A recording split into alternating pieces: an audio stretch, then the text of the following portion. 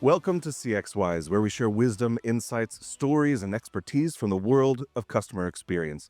I'm your host, Nate Bennett, and you're about to hear real-world experiences and practical advice that will elevate your CX game no matter your title and no matter your industry. So, without further ado, let's get wise. My guest today is Brad Jaehn, a veteran digital executive with more than 25 years of experience leading strategy, product innovation, and customer experience across industries, including travel, retail, technology, and gaming. As Vice President of Customer Intelligence and Experience at Caesars Entertainment, he leads initiatives that integrate customer insights, AI, and product strategy to enhance digital engagement across sportsbook and casino platforms. In addition to prior executive roles at McDonald's, GoGo, Orbitz, Brad is deeply committed to mentoring and coaching emerging product leaders. He's developed programs that promote discovery-driven product thinking and outcomes-focused leadership, while also championing mental health and wellness in the workplace.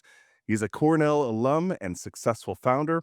Brad brings strategic clarity and people-centered mindset to conversations on product, customer centricity, and the evolving digital landscape. My gosh, Brad, what have you not done? Thank you so much for being with us. How are you? Thank you for having me, Nate. I'm really excited to be here. This is a phenomenal setup you've created and really excited to just tell some stories. Well, thanks for being our guest storyteller. I really appreciate it.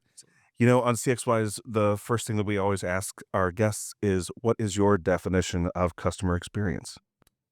It's a great question. And when I think of customer experience, it's not systems, it's not processes, it's emotions.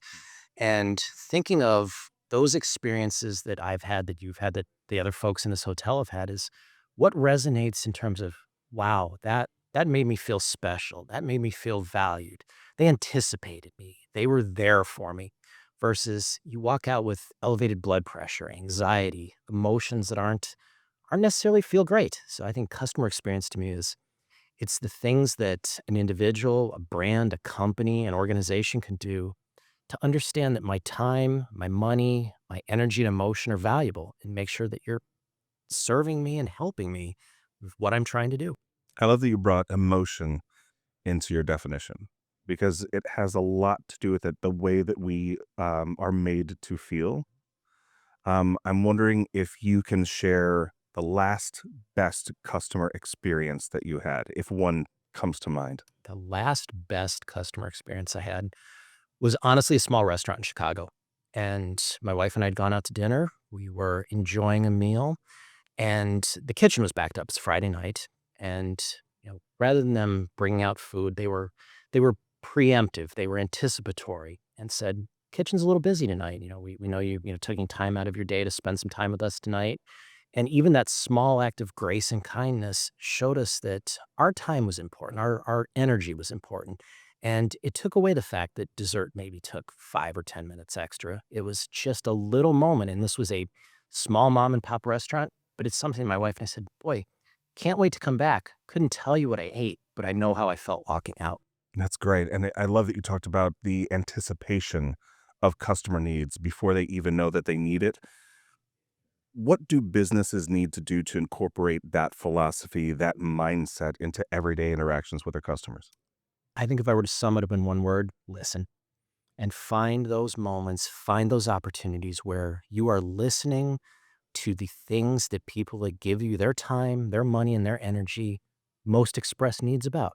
Oftentimes, it's not about shiny new things or flashy new things. It's about winning at the basics, ensuring that every experience, every touch point, every interaction is as good as the last one is.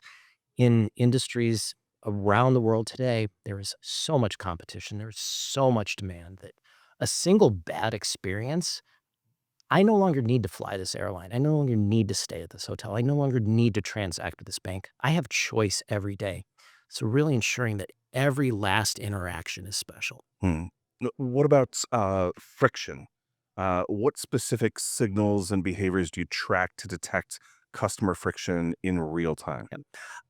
I like to look at it through a thing called the lens of the customer. And when you shift your perspective to looking at how a customer interacts with a brand or a product or a service, when you really become empathetic, when you step into the shoes of that customer and see it not from your lens, which is usually very biased and familiar, to someone who may only use your product, that restaurant I've never been to.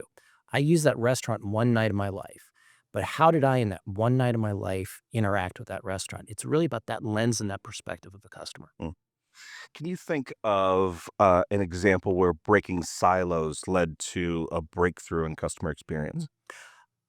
I can think of many, and I think that notion that you just described of silos, you go back to work from leading management consultancies like McKinsey and Bain, who'd often talked about this interaction of structure and strategy. And for so many years, businesses across the various industries that I've been lucky to be part of have so often put their org chart in front of their customers. And I, as a customer, have to navigate through that org chart to get something, to buy something, to take advantage of something. For those organizations that have flipped and said, well, let me allow my strategy, my customer experience strategy to define my structure, I make different decisions. I focus in different areas, and oftentimes it focuses on where is that friction I've created? Because if I look at a customer moving from a marketing organization to an operating organization, there is inherent friction. But if I think of the journey as that customer from I'm newly registering, I'm starting to buy something, I need to return something. When I think from that lens of the customer, I make different decisions and I look to take out that friction in places that if I wasn't using that lens, may not have identified. One of the things that I've remarked about your career is your constant innovation in whatever brand you're working for. I'm wondering, as somebody who has a history of kind of looking into the future, playing chess with customer experience and innovation, what are some things that you see in the future that are going to define exceptional customer experiences in terms of either customer expectation or technological advance?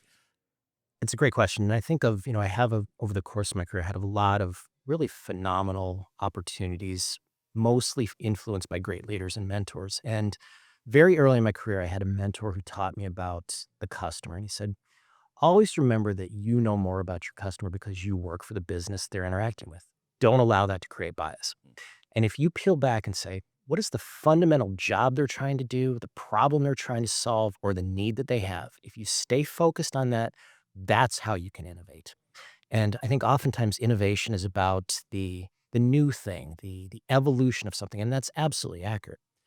But I think for those businesses that have continued to succeed and find success with their customers, it's about winning at the basics. And if you win at the basics, as customers change, as they transform, always being aware, understanding, and aligned to them, continuing to focus on the basics. We as humans, behavioral economics exists for a reason. It's because we as humans behave in certain ways. We have fundamental needs. Maslow's hierarchy. Come back to the psychology of how and why we buy.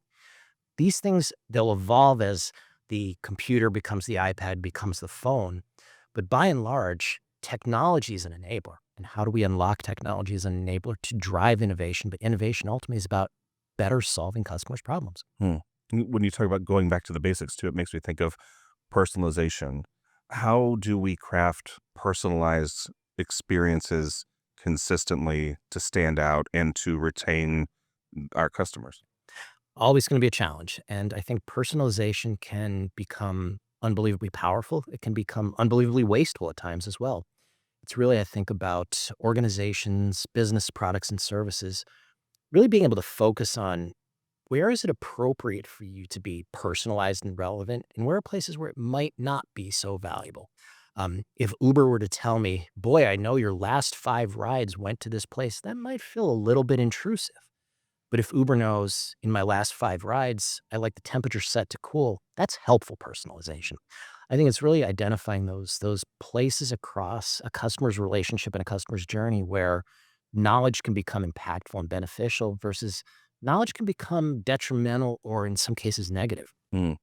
Yeah, I love the Uber example. When you were at McDonald's, I'm interested in the kind of innovations that you brought into customer experience for them, because we don't always think of McDonald's as synonymous with customer experiences, but you have a unique viewpoint on that that I think is valuable. Yeah, I was lucky to join the digital leadership team at McDonald's at a time where The transformation of the company was being focused on how do we have products that are digital enablers of customers who visited restaurants, in many cases, dozens or hundreds of times a year.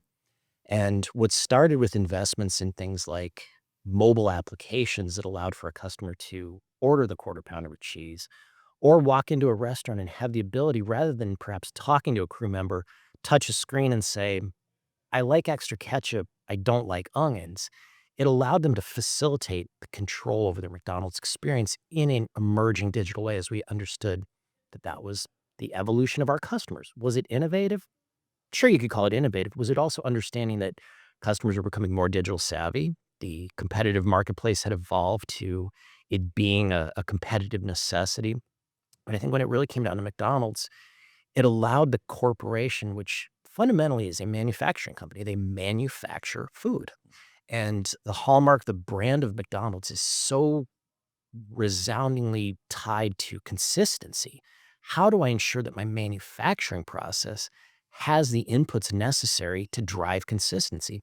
And if I can touch a button on a screen that says no onions versus perhaps try to communicate with somebody in a busy restaurant at lunchtime where there's a lot of people in line, it's noisy and loud, and they may not hear me say no onions, and I get a burger that has onions on it, I'm frustrated. I'm upset. It creates a negative brand psychology. So the digital innovation was really an enabler of the manufacturing process. One of the things that I admire about you as a leader is that I know that you're really, really concerned with your employees' mental health. And I'm wondering how you advocate consistently in the different roles that you have had. How do you advocate for that employee health and wellness aspect?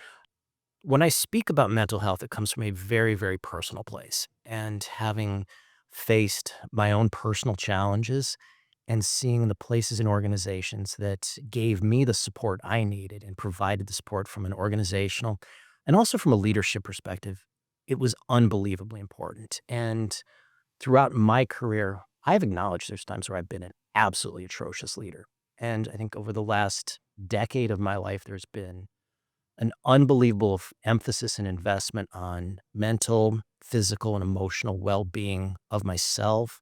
And I hope those individuals that I've had the opportunity and the privilege to be able to be called a leader of is that if you're not firing on those cylinders every day, work is just a job. And I think it is just really critical. And I think that we, post COVID, during COVID, in the world in which we live today, mental health is so critical. And it is something that is as resonant as physical health. We talk about things like diabetes and high blood pressure, should be having the same conversation about mental health. 100%. 100%. Thank you again for this opportunity. Really advocate to anyone who's listening to this. Mental health is something that we as individuals, as leaders, as influencers in the world today must take seriously and must provide the resources for ourselves, our family members, our teammates, and those around us to ensure that we are giving them the tools, the resources, the support, and sometimes even just an asking how you're doing. Mm. Do you Are there any sort of telltale signs when you think about the teams that you've led? What should leaders be aware of? What should we be looking for in the folks that we lead to be able to say like, oh man, I think they might need something. Yep. I think starting with the question, how are you doing? Mm. And truly and authentically listening to what they say to you. If they say, "Yeah, I'm okay," is the communication matching the body language? Just be an active listener, be a good partner, be someone who's attuned to, like, maybe this person, there's always things underneath the tip of the iceberg, and understanding, maybe they're facing something with their children, with a parent, with a pet, or maybe they're just tired. Encourage them, take a little bit of break, maybe take an afternoon off, go recharge, and ensuring that they're doing the things that you can help support to keep the batteries charged and continually ensure that resources are available, be it employee assistance programs, tools. Just be a good listener. And I think the key to the start of a mental health relationship starts with listening. I think back to one of my most influential mentors throughout my career. I'm lucky to work for a very influential leader during my time at GoGo. And he often talked about the culture and the environment, the shadow of a leader. And he stressed, and he really taught me, and this was a good 10 to 15 years into my career, about the culture that you're here to create and the values you're here to ensure exist every day. And it starts with the shadow that you create. And trust is an unbelievably powerful, but I think also an unbelievably overused word. And true, authentic leaders and mentors create environments based upon trust. They reinforce trust. And that is something that's non negotiable. Mm, I love that. In terms of leadership, I know that you invest in other leaders and emerging leaders. What are, say, like the top three qualities that you try to either look for or instill in leaders that are emerging? I was asked the same question last week by someone that I'm developing a close mentoring relationship with. And I said, I actually struggle for number two and number three, but I said, number one, curiosity. Curiosity about the world in which you live, the job in which you do, the environment in which you operate, always asking the next why and never losing sight of that inherent curiosity about things. I guess if I were to kind of get into a second and third, I think the influence of being an athlete growing up is the acknowledgement that there's always someone bigger, faster, stronger, smarter than you. And how do you continually focus on taking that curiosity to facilitate development, growth, competitiveness? The stagnation is the antithesis of curiosity. I think those are some of the really things that I look for. Is there anything that you still carry with you from your days at Cornell when you were playing football there? Is there any sort of football lessons that you learned getting knocked around, knocking other people around? I think the lesson that I took most strongly from my athletic career was this analogy of a thing called watching the game tape. And I remember going to college and walking out onto the practice field for one of the first times, and there was a tower with video cameras. And you look up and you're like, I wonder what that is. And at the end of that first practice, walking into your position room and the coach pressing the play button on the time at a VCR with a clicker and rewinding, and every play, every snap, everything was diagnosed as, did you perform the task? And we have the game film here as diagnostics. And I look at that in a professional career. We often think about things like metrics and KPIs and whatnot.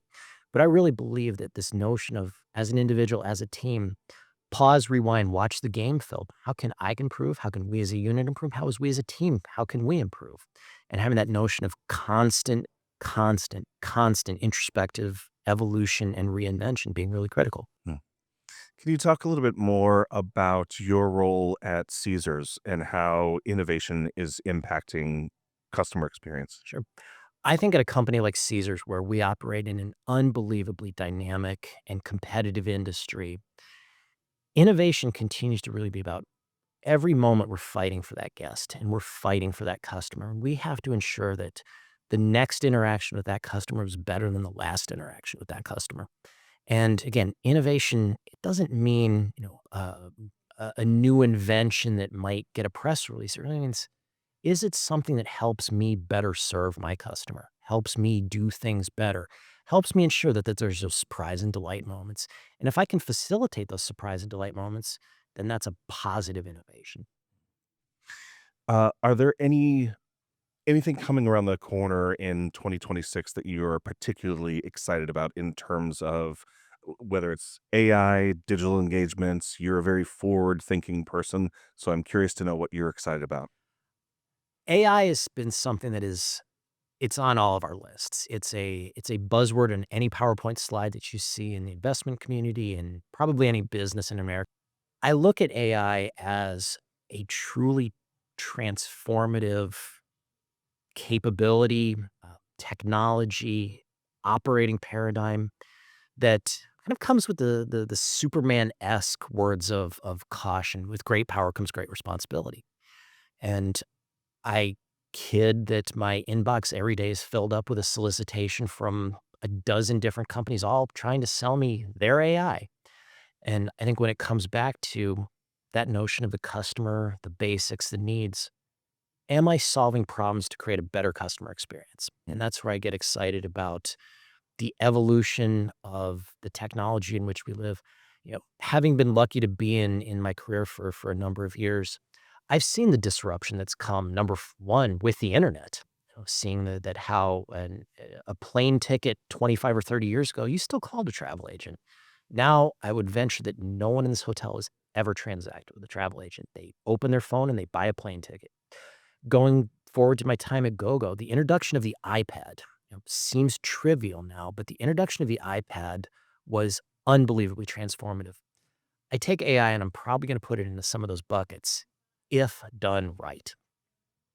Was there ever, I mean, when you're talking about disruptive things, like I think, I just learned that you were involved in the first sale of a plane ticket over the internet, which is insane to me. Um, was there a sense when that was going on that folks were like, well, there goes jobs? Yeah. Yeah. So I remember 1997, um, travel agents weren't going to exist in 5 years.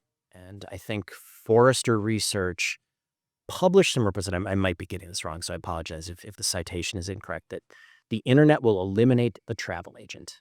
And Orbitz was a very unique and interesting company founded by 5 airlines in 2000-ish, designed to supplement the travel agent, the human aspect of buying a plane ticket or booking a hotel room. Here we are 25 years later, travel agents still exist. Hmm. They've moved from transactional enablers often to what I would say is service enablers. And I think the same thing is something that I think we should really keep in mind is while technology can supplement, can it fundamentally replace? It will replace and it will transform and disrupt, but it will never fundamentally eliminate in many cases. No, 100%. It's incredible what the parallels of any sort of technological invention, be it the printing press, the internet, and now AI. But again, your reminder of with great power comes great responsibility. I think Spider-Man had it right. Spider-Man had it right. Thanks, Uncle Ben. Brad, I really appreciate your time. Thank you for being so generous. You've made us all a little CX wiser today. Thank you for your continued partnership and your leadership in the space, man. I really appreciate it. Great, Nate, thank you for the opportunity. Entire Sprinkler team, thank you for this. I love what you do and can't wait to see what comes next. Thanks, man. Have a great one.